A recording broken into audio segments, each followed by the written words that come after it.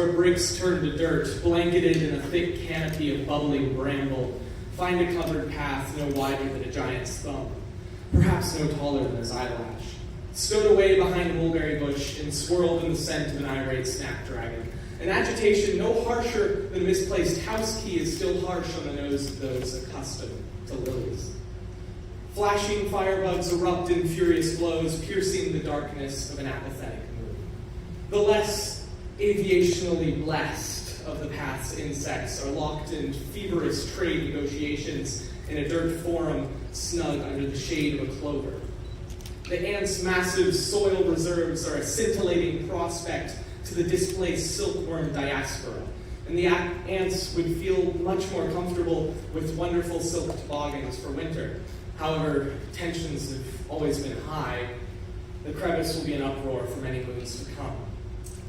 Far from the bugs in their muddy amphitheater, a dome of twigs and vines rises much higher than the bramble before.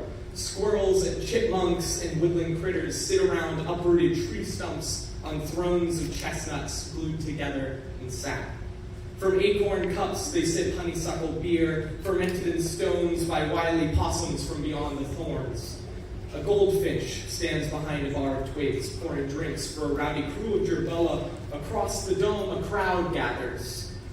In itching and anticipation as a chickadee and a beetle step onto a crooked granite slab.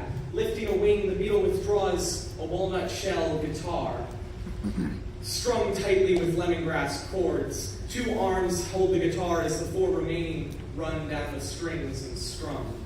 Hearken all, the chickadee shouts, and listen close, as we come from the land beyond the path, and we return humble minstrels to tell our tale, and none dare speak as the chickadee sung her song. Flutter, flutter, and flutter more beyond the woods and through the moor. The thorn cage dies, the sun revealed. Step beyond the path to poppy fields, where giants juggle mountain tops, and the sky is aflame with phoenix trails. Toadstool men feast on honey bread. They'll wash your feet and fluff your tail, and when twilight falls, have no dread. With pixies' flames, the shades abuzz. Reds and purples, greens and blues, blasting the night with fantastic hues. And when the morning comes and home is sought, leave the flowers, but take the thought. Wild as the fantasies of the forest folk may be, much greater is the world's they all agree past the canopy drop. Tales of fae and dragons and tricky gnomes, not stories but science for canopy kind. All but one, curmudgeonly stoat. Wonder did once fill his eyes, so on he went, past the ants, the silkworms, the finches and mice, braving snake holes and raptor attacks, to where the bramble rots and dies. But by what is the brave stoat greeted? An agitated odor and a blackberry bush.